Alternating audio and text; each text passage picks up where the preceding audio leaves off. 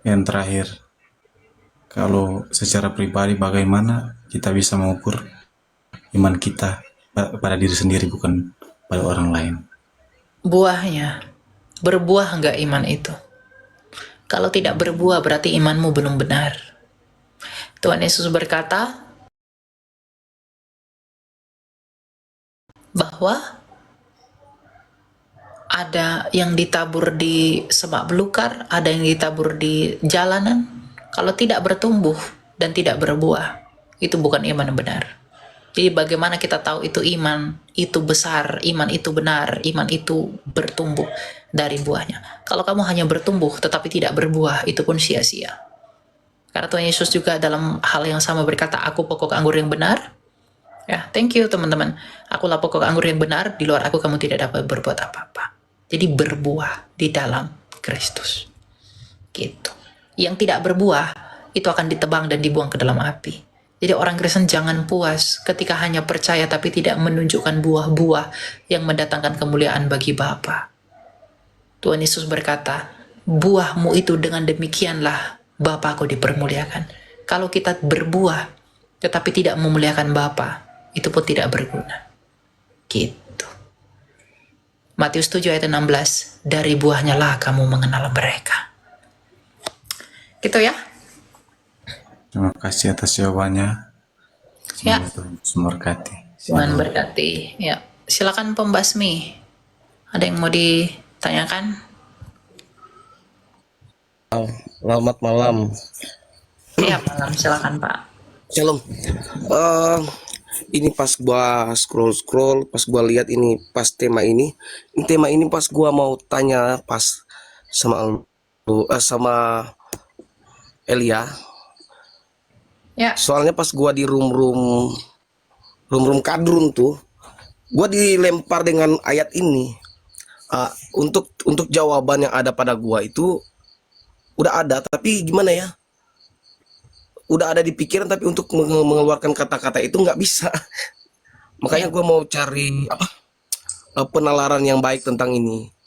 Ini kan kalau gue lihat tentang pasal ini kan berbicara tentang kerendahan kan di hadapan Kristus. Ya.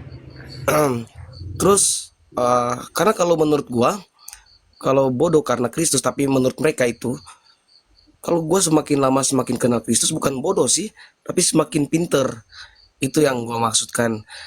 Makanya gue mau tanya ke Kak Elia gimana cara penalaran Kak Elia, cara pandang Kak Elia mengenai bodoh karena Kristus ini. Ya, jadi perikop bodoh karena Kristus itu mulai dari ayat 6 itu tentang rendahkanlah dirimu. Orang-orang yang di luar Kristus, orang-orang yang di luar Tuhan Yesus, mereka tidak akan pernah mengerti artinya bodoh karena Kristus. Mereka tidak akan pernah bisa memahami ini. Apa yang dimaksudkan kita menjadi bodoh oleh karena Kristus? Ini dalam 1 Korintus 4 ayat 10 dikatakan demikian. Kami bodoh oleh karena Kristus, tetapi kamu arif dalam Kristus. Kami lemah, tetapi kamu kuat. Kamu mulia, tetapi kami hina. Sampai pada saat ini kami lapar, haus, telanjang, dipukul, dan hidup mengembara. Kami melakukan pekerjaan tangan yang berat. Kalau kami dimaki, kami memberkati. Kalau kami dianiaya, kami sabar. Kalau kami difitnah, kami tetap menjawab dengan ramah. Kami telah menjadi sama dengan sampah dunia, sama dengan kotoran dari segala sesuatu sampai pada saat ini. Hal ini kutuliskan bukan untuk memalukan kamu, tetapi untuk menegur kamu sebagai anak-anakku yang kukasihi. Apa maksud Rasul Paulus mengatakan hal seperti itu? Dalam standar dunia, dalam pemahaman dunia, dalam filsafat dunia, kalau kamu dihina-hina kembali, kalau kamu dicaci-caci kembali, kalau kamu disakiti-sakiti kembali, kalau kamu diperbuat yang jahat, maka perbuatlah hal yang sama kepada mereka. Itu standar dunia. Tetapi Rasul Paulus ingin menyampaikan apa? Bahwa kami yang sudah di dalam Kristus ini menjadi bodoh. Kami tidak melakukan kejahatan apa yang orang lakukan kepada kami. Kami tidak membalaskan hal-hal yang jahat yang orang lain lakukan kepada kami oleh karena Kristus. Rasul-rasulnya Tuhan Yesus itu dihina, dicaci, dan dimaki oleh karena nama Yesus yang mereka bawa dan yang mereka pikul kemana-mana sebagai penginjilan mereka. Tetapi hal yang jahat yang mereka dapatkan tidak mereka kembalikan, tidak mereka balaskan dengan hal yang sama. Nah, dengan hal itulah Rasul Paulus mengatakan, kami menjadi bodoh karena Kristus. Artinya apa? Kami nggak mau neko-neko. Kami dihina, kami bodoh amat. Kami dicaci, kami biarin. Kami dimaki, kami dibiarin. Kami tidak mau membalas seakan-akan seperti orang bodoh. Nah, sikap yang seperti itulah yang dimasukkan Rasul Paulus sebagai apa? Merendahkan Bodoh karena Kristus. hati. Merendahkan diri kan? Iya. Gitu. Jadi bukan bodoh dalam Oh, hal jadi intelektual, dalam hal apa, bukan begitu.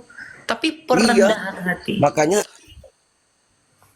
makanya pas gua baca kan gua nanti ini gua buat ke langsung muncul di pikiran gua ayat ini karena dilontarkan sama si Mbak Nora Aritonang kan. Hmm. Pas gua cari pemahaman soalnya kalau cuman dengan satu ayat kan kita langsung terpengaruh gitu. Makanya gua baca pasalnya, oh berarti ini mengenai tentang membalas dengan baik itu, balas jahat jangan balas dengan jahat kan? Itu mengenai attitude kan?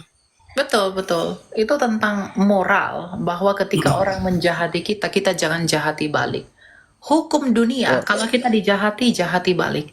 Tapi kita menjadi bodoh dalam pandangan dunia oleh karena Kristus. Itu maksudnya.